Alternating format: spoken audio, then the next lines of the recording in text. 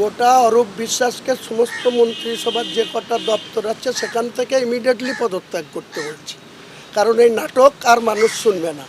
ওই যে ক্রীড়া দপ্তরের মন্ত্রী চিরকুটি দিয়ে পদত্যাগ, আর দপ্তরের আবার গিয়ে পড়লো সিএমের হাতে, ও হাতে থাকা যায়, এর হাতে থাকাও যায়।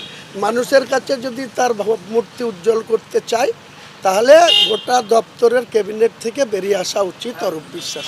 अच्छा असाउद्दीन ओवैसी का पार्टी भी यहाँ पे আমি কারোর সঙ্গে কোনো ইন্টারেস্ট নেই। আমার ওপেন ফোরামে আমি বলেছি, যারা টিএমসিকে পরাস্ত করতে চায়, যারা বিজেপিকে বাংলায় ক্ষমতা থেকে দূরে রাখতে চায়, তারা আমার সঙ্গে আসতে পারে। সে মিম হতে পারে, কংগ্রেস হতে পারে, সিপিএম হতে পারে, আইএসএফ হতে পারে, কারও সম্বন্ধে আমার কোনো ছুতমাত নেই।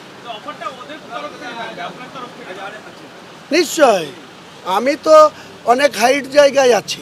যারা জিরো আছে তাদের সঙ্গে আমি তো একাই আছি, আর কে আছে সে তো ভবিষ্যৎ বলবে। আমি তো এমএলএ আছি, আমি এমএলএ অবস্থায় আমি দল করছি, সেই অবস্থায় তাদের বলছি। আর যাদেরকে বলছি তাদের মধ্যে তিনটে পার্টি তো এখানে বাংলায় জিরো আছে, মিমও জিরো আছে, কংগ্রেসও জিরো আছে, মার্ক্সবাদী কমিউনিস্ট পার্টিও জিরো আছে, নওশাদ আছে। আমি যেমন একা আছি, নওশাদও আছে। নওশাদ যদি আসতে চাই ওয়েলকাম, সিপিএম যদি আসতে চাই ওয়েলকাম, কংগ্রেস যদি আসতে চাই খাতা খুলতে পারবে, আর নাহলে এরা জিরো আছে, জিরোই থাকবে। রিজাইন করিনি, আমার যারা ভোট দিয়ে আমাকে নির্বাচিত করেছে তাদের আপত্তি আছে, তার জন্যই আমি রিজাইন করতে পারলাম। আমি পলিটিক্যালি সেটা বিজেপিতে গিয়েছিলাম, তার কারণ ছিল আমাকে যখন এই রাজ্য সরকারের পুলিশ, যিনি এখন বিধাননগরের পুলিশ কমিশনার আছে, 2018-তে ওনার প্রেজেন্স কোথায় ছিল জিজ্ঞেস করবেন, এসপি মুর্শিদাবাদ।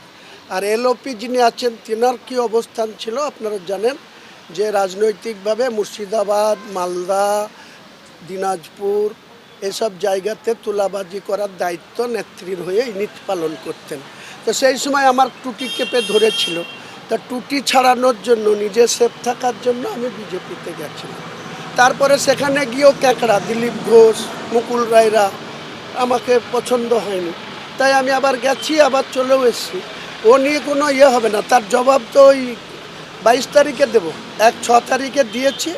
পুলিশের অ্যাসেসমেন্ট ছিল 30,000 লোক হবে, 4 লাখ ওখানে ছিল, আর 2 লাখ রাস্তায় ছিল, 6 লাখ।